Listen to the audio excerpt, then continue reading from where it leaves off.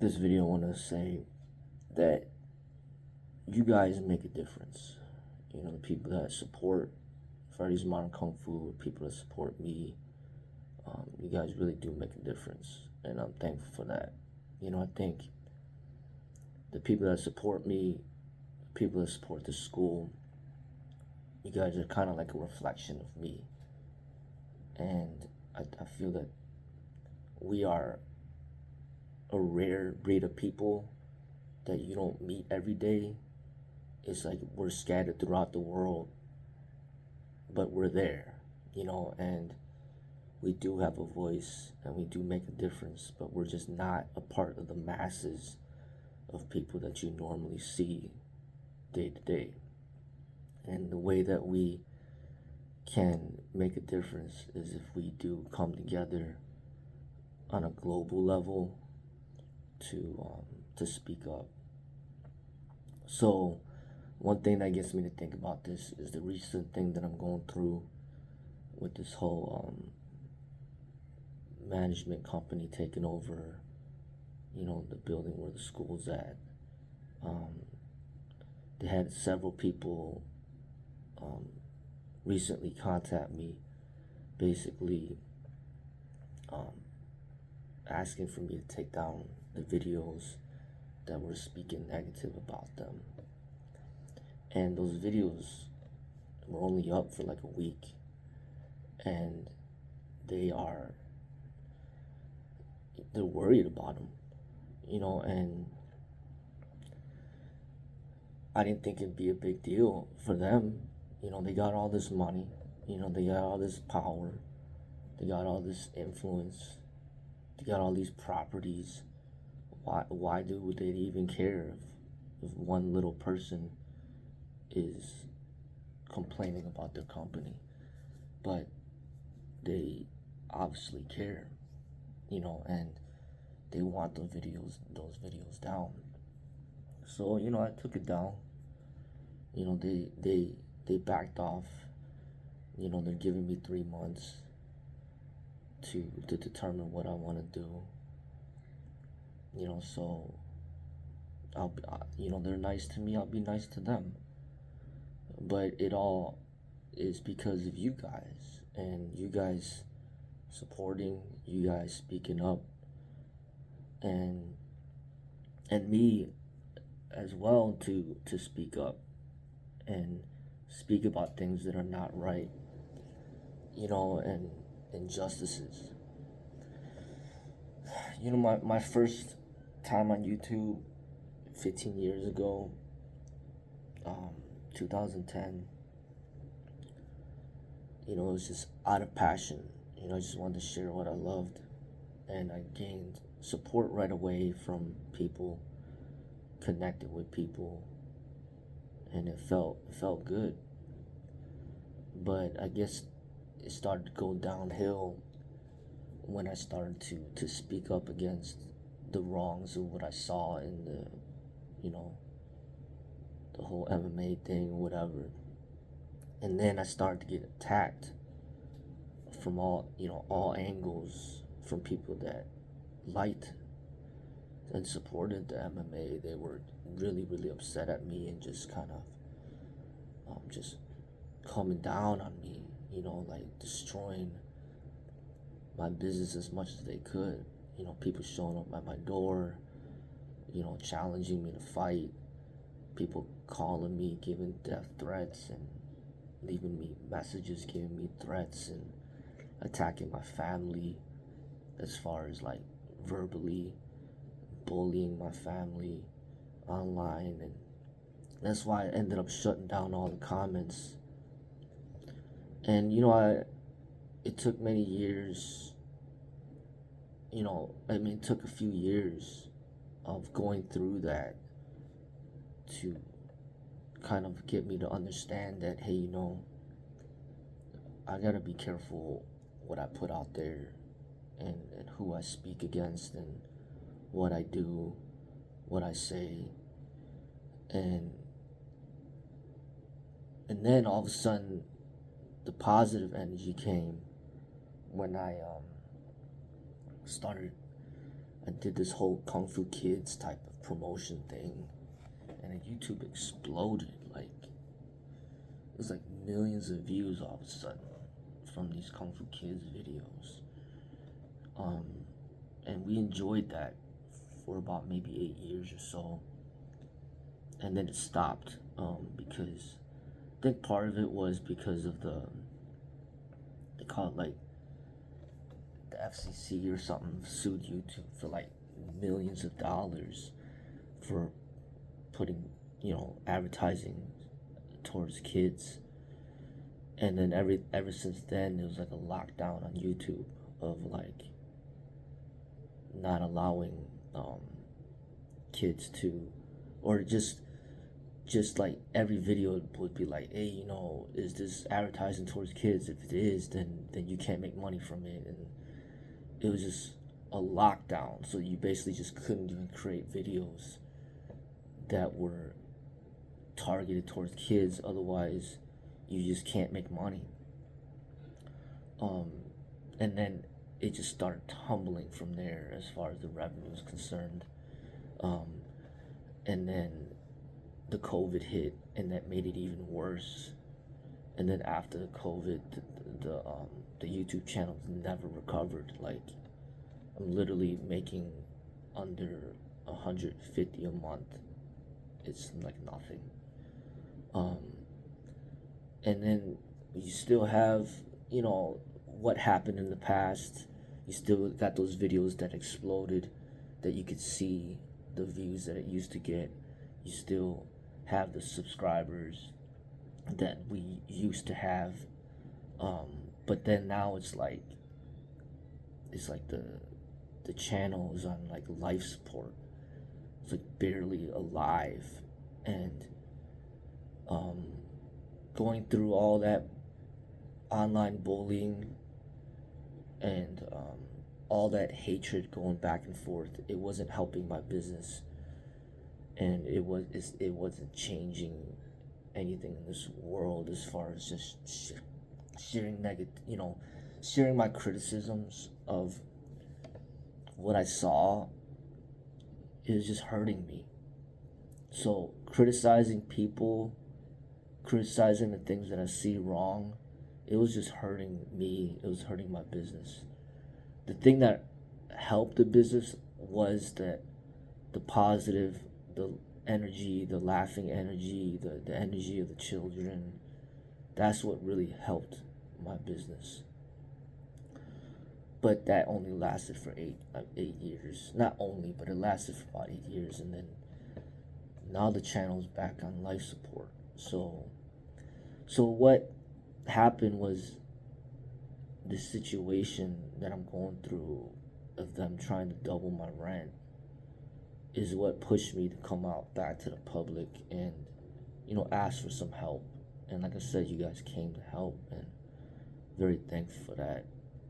And then now you see, somebody, company that has a lot of money, a lot of influence, kind of like, it's almost like the MMA of like real estate or something like that. People come in with all this money, all these, these investors, and then they call it gentrification, when they come into a neighborhood, a poor neighborhood, that might have culture, things that you want, tradition, things that you want to preserve, and then they just gentrify it, just push out all the poor people, push out all the culture, push out all the spirit, and just replace it with something artificial. Like, not speaking bad about it, but just like Starbucks or McDonald's or MMA or something like that, or McDojos or something. Like, it's all about the money. It's not about the spirit. It's all about, the money.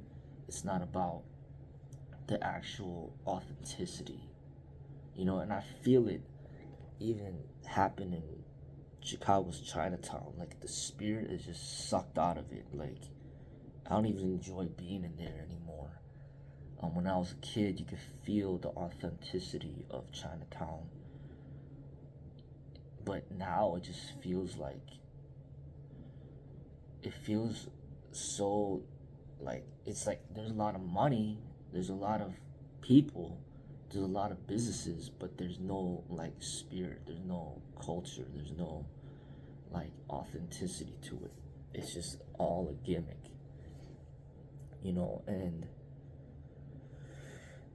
so it's kind of like representing that situation that I'm going through, and like, do I speak up and fight against it, or do I just give up and surrender and disappear? So it's that type of situation it feels at this moment, and what I'm saying is, in order for me to build greater success, to take this school to the next level, um, to potentially revive this YouTube channel, is that I need to get the help from the community. It was the community that helped the YouTube explode into what it was back then with the Kung Fu Kids. And it's the community that needs to come together to share the ideas, and basically communicate with each other, and the positive energy needs to come together, and people need to interact. So this whole thing of me turning off the comments for all these years has been part of the reason why the channel is on life support right now and not doing well. So what I need to do, at least for the videos like this where it's just me speaking, I want to open up the comments and have people talk and people meet each other and people to grow together, and people to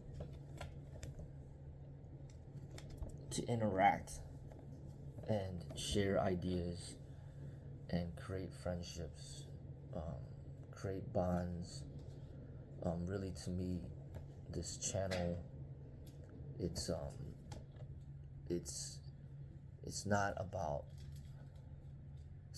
me.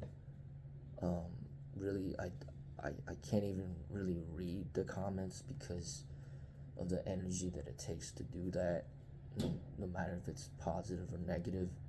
Of course, I like the positive, but the negative is hard to deal with because it's kind of like, just stabbing at you consistently, and then you feel like you're getting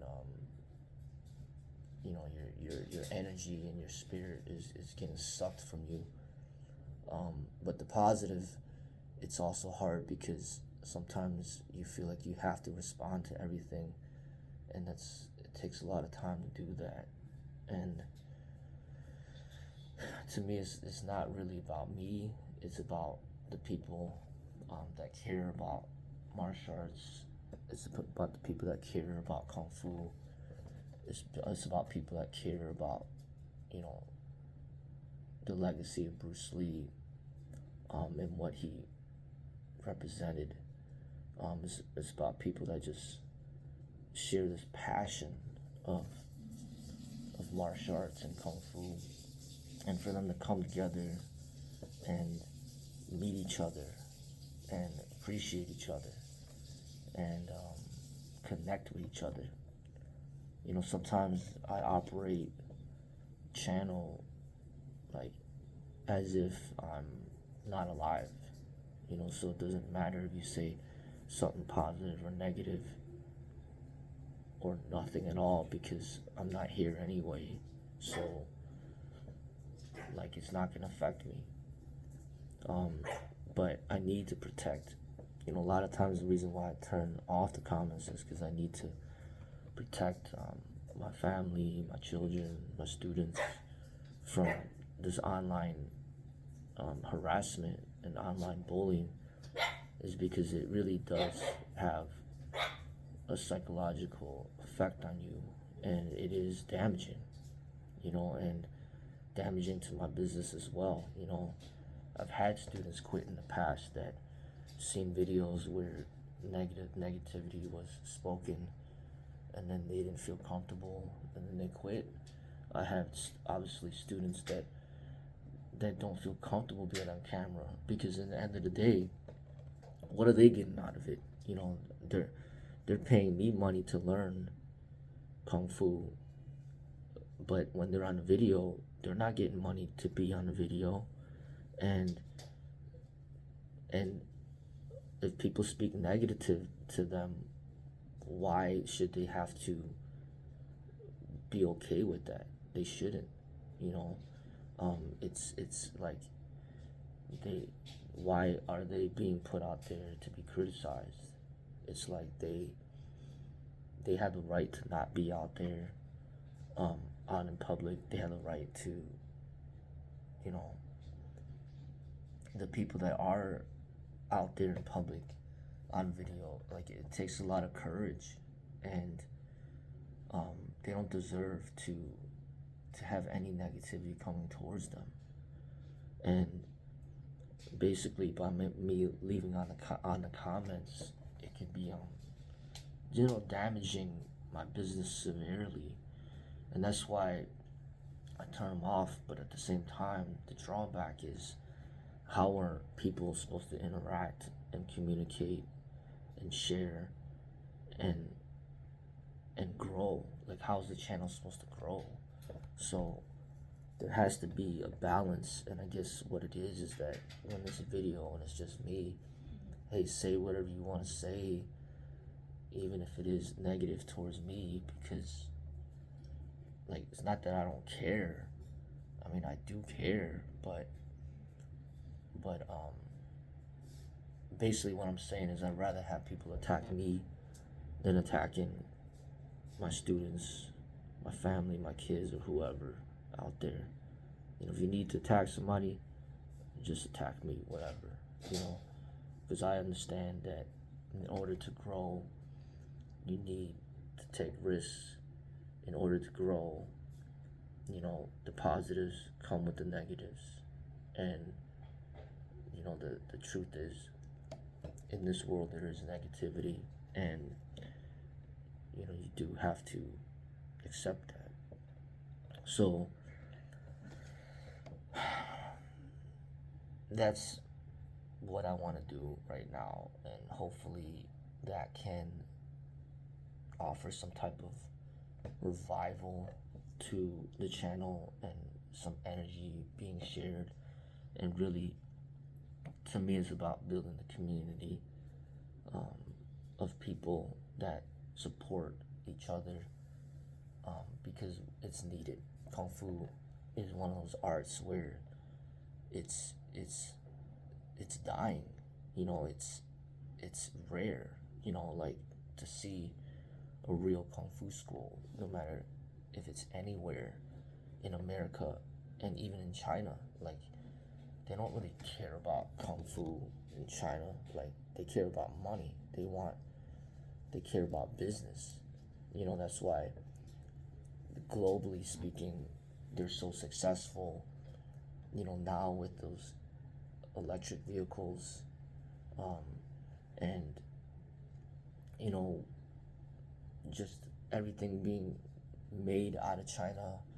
Like, they got all these factories over there making all these products and clothes and all these things, making all this money. And basically in China, it's become like what it is in Chicago, the Chinatown. Like, it is like crazy successful. Businesses everywhere. Everything's all renovated, looks all great, but it's not like authentic. There's no culture. Like, all throughout Chinatown, there's not even one store that sells any lion heads or lion drums or lion dance music. There's not even one martial arts school in Chinatown. Like the culture has just been sucked out of it. I mean, the food is still good, but it's like super expensive. It's like there's not even one restaurant that has reasonable prices for their food. I mean, everything is expensive over there, and then you gotta pay for parking everywhere. Um, the food prices are outrageous, and the culture of it is just gone. And it's supposed to be, Chinese were supposed to represent kind of like affordability um, with quality, but the affordability has just been thrown out the window. And it's like you got Chinatown charging more prices than more money for for their food than like restaurants like Longhorn or something, where they create like great food at a certain price. Some of these Chinese restaurants are charging more money than that, and it's like, why go here when I could go there? Like even like McDonald's and Wendy's and Burger King run promotions all the time for their food. They don't have any promotions going on over in Chinatown like that, so it's like with the martial arts, it's like having the authenticity of a martial arts that's like about real combat, real spirit, real meditation, like what Bruce Lee was representing when he was alive. Like that is like non-existent, like not just non-existent in Chinatown, it's like non-existent in America, like non-existent in China. It's like, who even cares about authentic kung fu anymore? And that's what I'm representing, and that's what I want to represent, not just in Chicago, but I want to represent that in America, and in a way represent it globally, because globally it is a dying breed of people that represent this, and we need to come together to revive it, and to not necessarily share it to teach it, because only certain people are qualified to do that, but to share it as a preservation of it. So meaning like sharing, the energy of Bruce Lee and his movies and his books, sharing the videos of people that have passion towards real kung fu, and it's not even about real martial arts right now. To me, it's about the real kung fu, because it's about this culture specifically that I want to revive. Other cultures, other martial arts, they have their hard work to put in as well, no matter if they want to represent taekwondo or karate, or if they want to represent Thai boxing or something. Like every culture has what they want to preserve, no matter if it's from the Hispanic culture or the African American culture and all those things. I'm here, to preserve this Chinese culture of the Chinese martial arts, of like authenticity in the kung fu, specifically more so what Bruce Lee's left behind with his Jeet Kune Do and his expression. I know some people might be interested in the Wing Chun and the Tai Chi and the maybe some of these other styles in Kung Fu, like Praying Mantis or whatever. But it's like everybody, in a way, is out there trying to preserve something of their history, of their past, and to fight against this type of regentrification situation where they just want to suck out all the culture and just replace it with just money and business, and that's it. And it's happening in all different facets of life, not just with the martial arts, but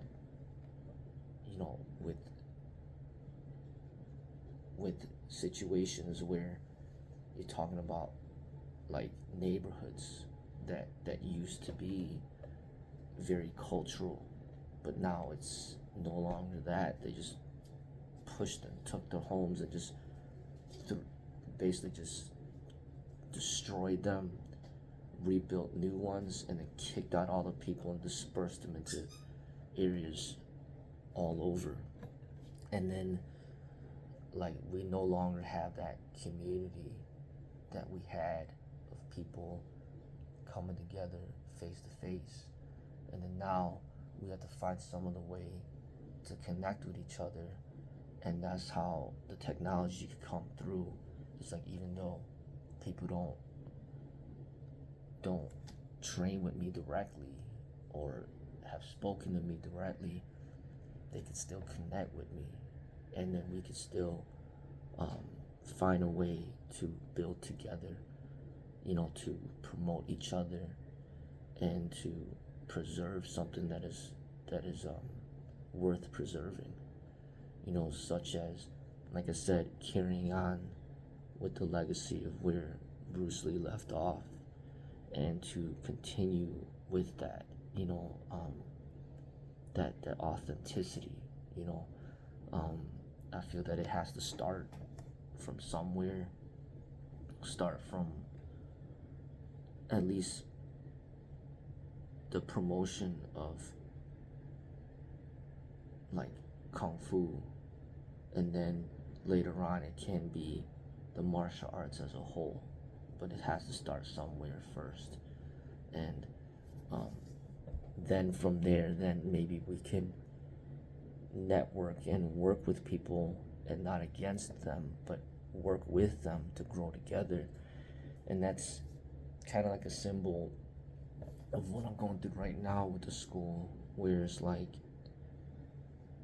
trying to work together with this, this management company to see if we could potentially grow together. And that's kind of what I see is like, you got to build a strong network and community within Kung Fu before you could help other people that need help. But if you don't have a strong network and community yourself, then you can't be like distracted by helping others grow their community when your own community is barely surviving or on life support. So that's kind of what is needed. It's like, we need to grow this community, this Kung Fu community, to have an influence. And then once, if we can get there, then we can start talking about helping other communities grow as well. And that's kind of what I see. It's not really an us versus them thing when everybody's on life support. And I think that that's what happened with the martial arts, is that before the MMA, all martial arts were kind of on life support. Like, their traditions were just dying. And then the MMA comes in, and then all of a sudden all this attention was brought to the martial arts communities, but the attentions were only brought to the styles that were able to be exploited for promotional purposes for the MMA. And then the styles that weren't able to be exploited have always been on life support, and they continue to be on life support even during the whole MMA craze. And then now, after the MMA craze, those arts that were on life support back then, they're still in life support right now, and they never really went through any period of like explosion. And if you look at Kung Fu, it was hidden, unknown, and then Bruce Lee comes along, but this was like 50 years ago, and then all of a sudden it explodes and it becomes a big thing.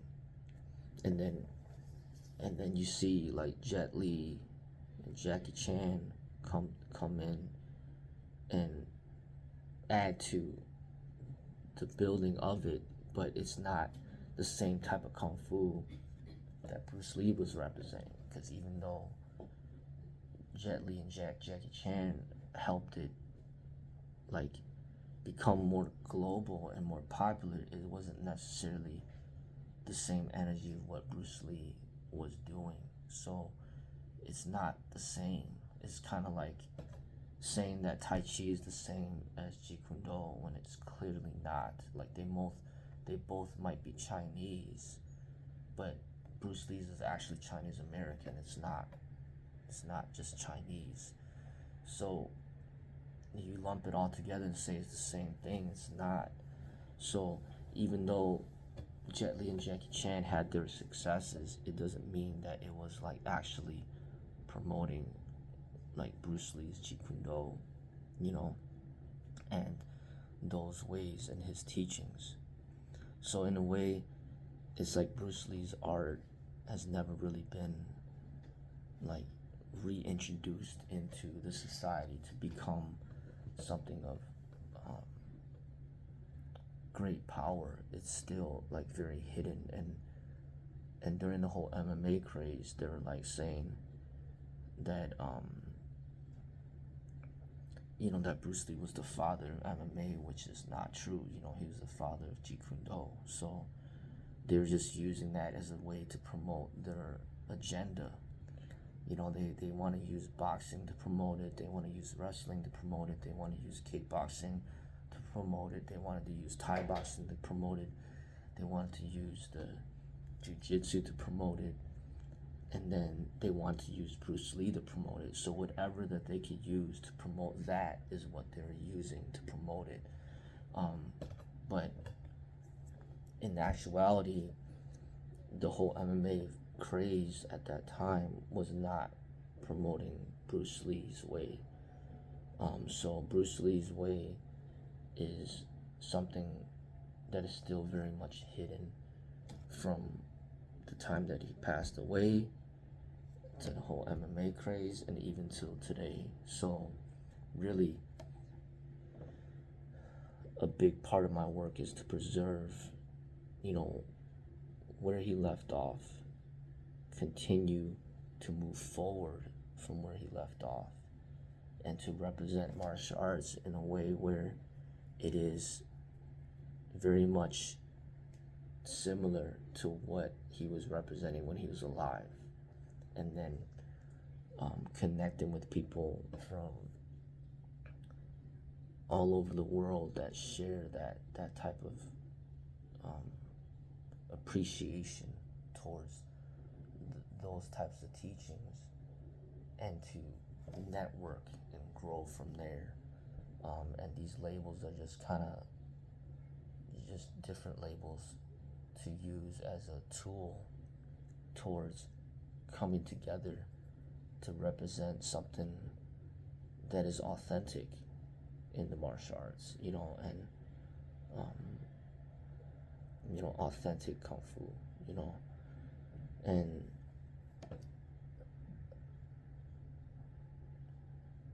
opening up the comments and having people share ideas and to connect and to build relationships. It's a very powerful thing.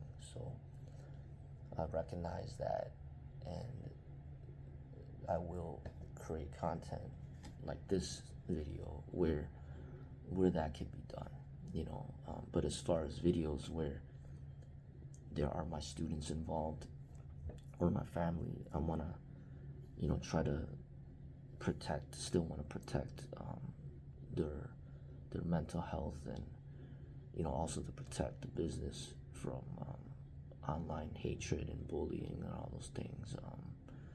But as far as videos that I create on my own, I'll open it up, so for people to connect and build relationships.